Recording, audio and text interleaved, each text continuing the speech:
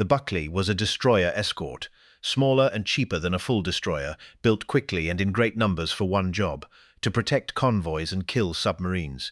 She carried about 210 officers and men. She was named for an aviation ordnanceman named John Buckley, a young sailor who had been killed at Pearl Harbor. His own mother had christened the ship, and for most of her first year, the Buckley had done unglamorous work, training other crews along the American coast before finally sailing into the Battle of the Atlantic in the spring of 1944. Her captain was Lieutenant Commander Brent Abel, a Harvard man who had come to the Navy through its reserve program and worked his way up through subchasers and convoy escorts. He was, by 1944, an experienced and careful officer, but like almost everyone in the hunter-killer groups, he had never fought the kind of action that was coming.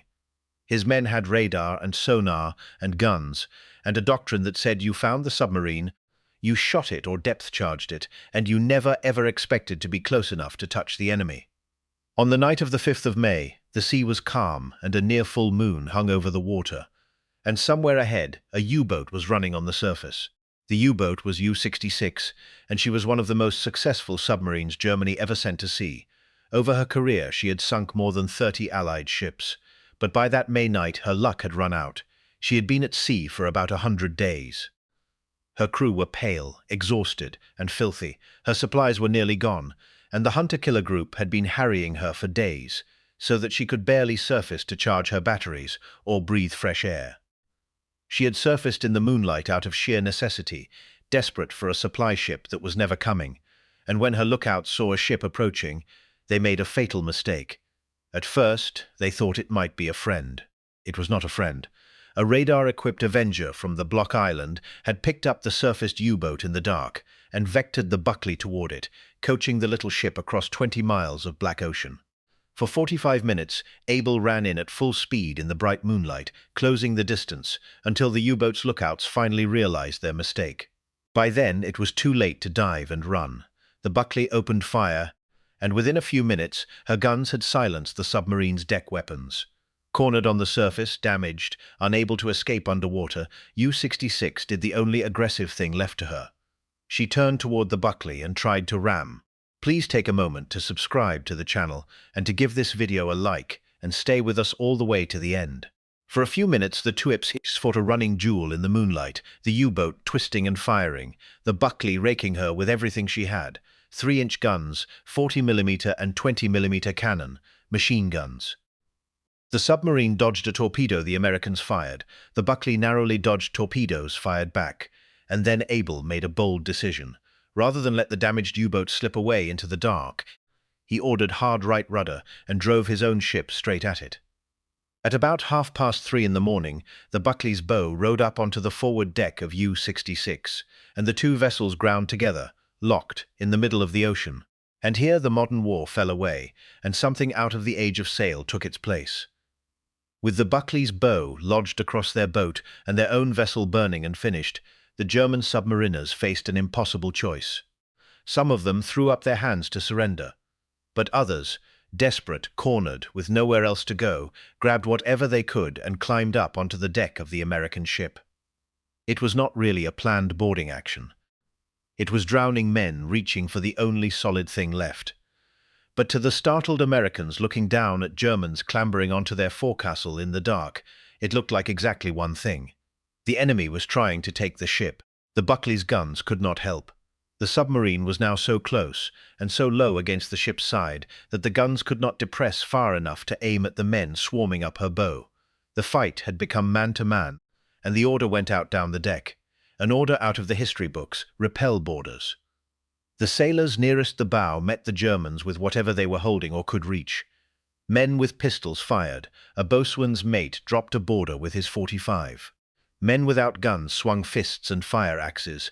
A gun crew, out of anything else, hurled empty brass shell casings, and somewhere in the chaos a sailor grabbed coffee mugs and a full coffee pot off a shelf and threw those too.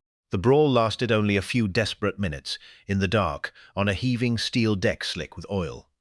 The Americans, more numerous and better armed, got the upper hand and drove the boarders back. Remarkably, in the middle of all that violence, the Buckley's only injury in the hand-to-hand fighting was a sailor who hurt his own fist, knocking a German off the ship. Then Abel backed his ship off the sinking submarine, but U-66 was not quite finished.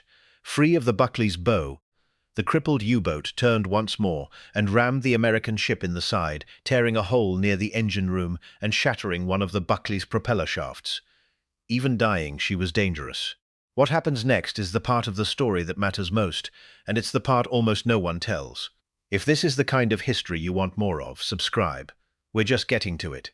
As U-66 backed away, mortally wounded, her conning tower shattered and burning, the Buckley's men threw hand grenades down into the open, flaming hatches. The submarine, abandoned by the crew still aboard her, completely out of control, finally slipped beneath the surface and exploded somewhere below. The whole engagement, from first shot to the U-boat's end, had lasted about 16 minutes, and then the guns went quiet, and the Americans looked out at a moonlit sea that was suddenly full of men, German sailors in the water, drowning. Minutes earlier, these men had been the enemy, climbing onto the Buckley's deck with knives. Now they were something else, burned, wounded, exhausted survivors clinging to wreckage in the dark. And the Buckley, herself holed and damaged, with a broken propeller shaft and a bent bow, did not sail away. She stayed, for roughly 3 hours, in the middle of the U-boat-infested Atlantic, where a stationary ship was a perfect target for any other submarine in the area. The Buckley's crew worked the sea, pulling German sailors out of the water one after another. They saved 36 men. More than half of U-66's crew, most of them were badly hurt. Think about what that meant on both sides. The American sailors who had just been fighting for their lives against these men now hauled them aboard, dried them off, and turned their own ship's doctor and crew to treating German wounds. And the German submariners, men who had been told the enemy was a monster, who had every reason to expect the worst from the people whose ship they had just tried to storm, instead found themselves being pulled from a black ocean and cared for by the very crew they had fought. It was the kind of thing that does not fit neatly into a war. The rescued Germans were taken to the carrier Block Island, and from there into captivity as prisoners of war. They would live. The war, for them, was over. The Buckley limped home. In 16 minutes of fighting, she had fired more than 100 of her 3-inch shells, thousands of rounds of smaller cannon fire, and hundreds of rounds of pistol, rifle, and shotgun ammunition.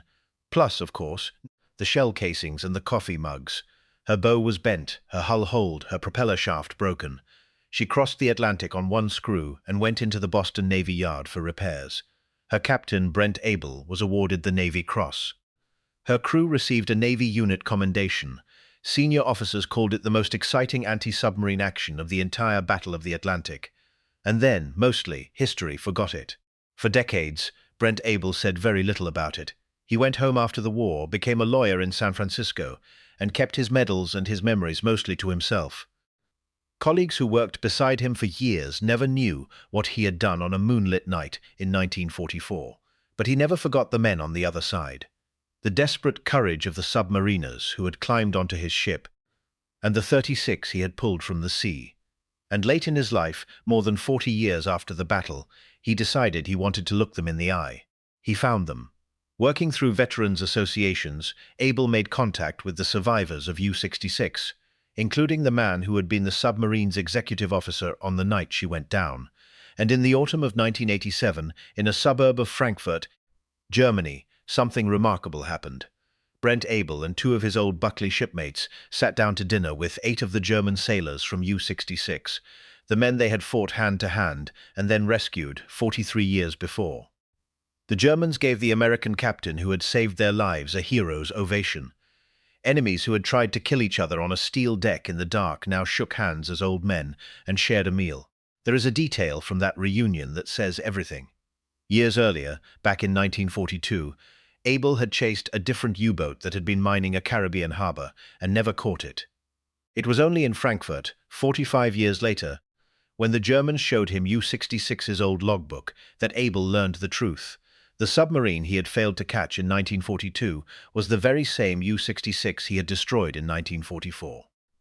The 2 men, the American hunter and the German boat, had been circling each other, unknowing, for years, and now the survivors of that boat were sitting across a dinner table from him, alive because, on the worst night of their lives, the man hunting them had chosen to stop and pull them out of the sea. The U-boat war was one of the most impersonal, mechanical, and merciless campaigns of the entire war. Men died by the thousands in steel tubes on the bottom of the ocean, unseen, unrecovered, on both sides. That is what makes the Buckley story matter. For a few hours in 1944, the machinery broke down, and the war became what it always secretly was underneath. Human beings, close enough to touch, deciding what to do about each other. The Buckley's men fought the enemy with their fists, and then they saved him, and 4 decades later, they broke bread with him. The Buckley herself went on to more war. After her repairs, she returned to the Atlantic, escorted convoys, and in April 1945 helped sink another U-boat before the war in Europe ended. She survived the war, spent years in reserve, and was eventually scrapped in the 1960s, an ordinary end for an extraordinary little ship. The story of her fight with U-66 lived on quietly. It helped inspire parts of a 1957 film, and it survived in the memories of the men who were there. But its heart was never really the battle. Its heart was what came to the battle, the rescue, and the reunion. Brent Abel lived a long life. He practiced law, raised a family, carried his war quietly, and died in 2005 at the age of 89.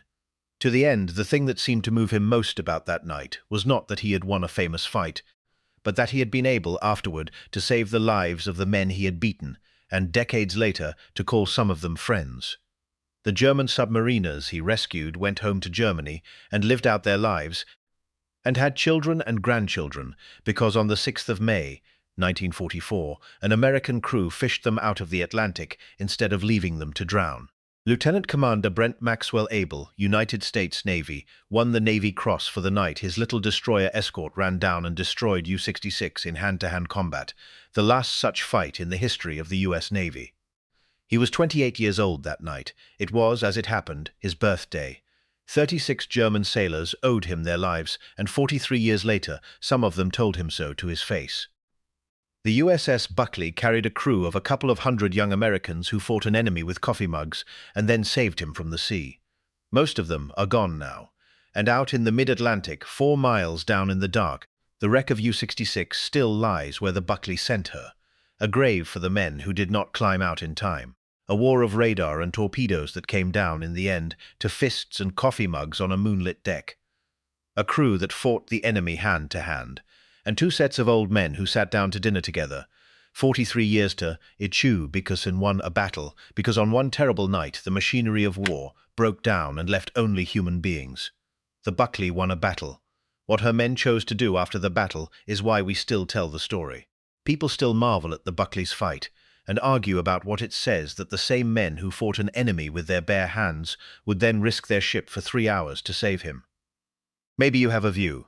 If your father, your grandfather, your uncle, anyone in your family served in the Battle of the Atlantic, on a destroyer escort, a merchant ship, or anywhere at sea, in any navy, in any role, leave their name and what they did in the comments below.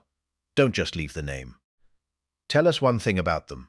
One thing they did or said, or one thing you remember. The men who fought that war on the water deserve more than a footnote.